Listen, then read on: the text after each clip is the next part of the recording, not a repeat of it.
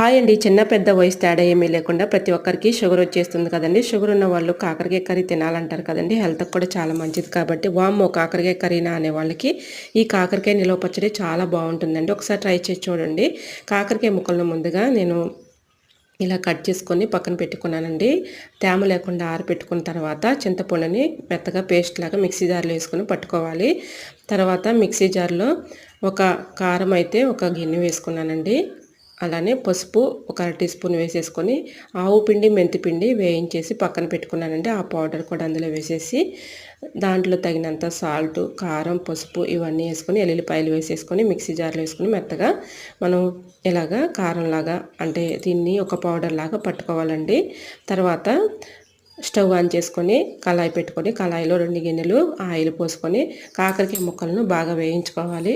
ఇలా వేయించుకున్న కాకరకాయ ముక్కలని పక్కన పెట్టేసి ఇలా అందులో ఆయిల్ అయితే ఉంటుంది కదండి. 2 గిన్నెల ఆయిల్ పోసుకొని ముక్కలు అయితే వేయించుకున్నాం కదండి. ఆ ఆయిల్లో మనం పోపు దినుసులు వేసేసి తిరగమాత పెట్టుకోవాలి. దాంట్లోనే 4 ఎల్లుల్లిపాయలని కచ్చాపచ్చాగా దంచి అందులో వేసేసుకొని కరివేపాకు కూడా వేసుకొని చింతపండు మనం ఉడికించుకున్నటువంటి చింతపండును కూడా అందులో వేసి బాగా మనం చక్కగా దీన్ని మగ్గించుకోవాలండి. ఇలా మగ్గించుకున్న కాకరకాయ ముక్కల్లో కారం ముందుగా మనం మిక్సీ జార్లో పట్టుకున్నాం కదండి. ఈ ఎల్లుల్లిపాయ కారం కూడా అందులో వేసేసుకొని మొత్తంగా ఇలాగ మిక్సింగ్ చేసేసుకొని ఇలా మొత్తం కలిసేలాగా ఇలా కలుపుకోవాలండి. ఒక నైట్ అంతా ఇలా ఉంచేసి ఏదైనా ఒక గాజు సీసాలో మనం స్టోర్ చేసేసుకొని ఫ్రిడ్జ్లో పెట్టుకున్నాం అనుకోండి కాకరకాయ నిలవ పచ్చడి చాలా టేస్టీగా ఉంటుందండి.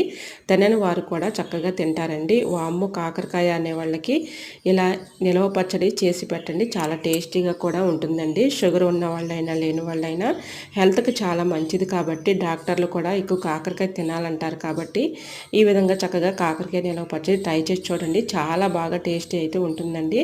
ఒకసారి ట్రై చేయండి. నిజంగా చెప్తున్నాను, చాలా టేస్ట్ అయితే ఉంటుందండి. సూపర్గా ఉంటుంది. టేస్ట్ అయితే అదిరిపోతుందండి. ఒకసారి ట్రై చేసి చూడండి, చాలా బాగుంటుందండి. ఇలాగా కాకరకాయ నిలవ పచ్చడిని ముందుగా మనం కళాయిలో మొత్తం కూడా కలుపుకున్నాం కదండి. ఇలా ఒక గాజు సీసాలో స్టోర్ చేసేసుకొని ఫ్రిడ్జ్లో పెట్టుకున్నాం అనుకోండి చక్కగా మనకి ఎన్ని రోజులున్నా కాకరకాయ నిలవ పచ్చడి పాడవకుండా ఉంటుందండి. వేడివేడి అన్నంలో చక్కగా కాకరకాయ పచ్చడి వేసుకుని తింటే చాలా టేస్టీగా ఉంటుందండి. ఇలా నేను గాజు సీసాలో నేను స్టోర్ చేసుకుని మీకు చూపిస్తున్నాను చూడండి. ఆయిల్ అంతా కూడా ఇలా పైకి వచ్చేసింది, చాలా బాగుంటుందండి.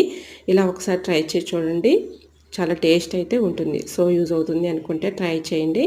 ఇలాంటి మరెన్నో ఇంట్రెస్టింగ్ టిప్స్ కోసం అలానే మనకి కుకింగ్ వీడియోస్ కోసం నా ఛానల్ లైక్ చేసి సబ్స్క్రైబ్ చేసుకోండి. మీరు ఎలా స్టోర్ చేస్తారో కాకరకాయ నిలవ పచ్చడిని కమెంట్ సెక్షన్లో కమెంట్ చేయడం మాత్రం మర్చిపోకండి ఫ్రెండ్స్. Bye bye.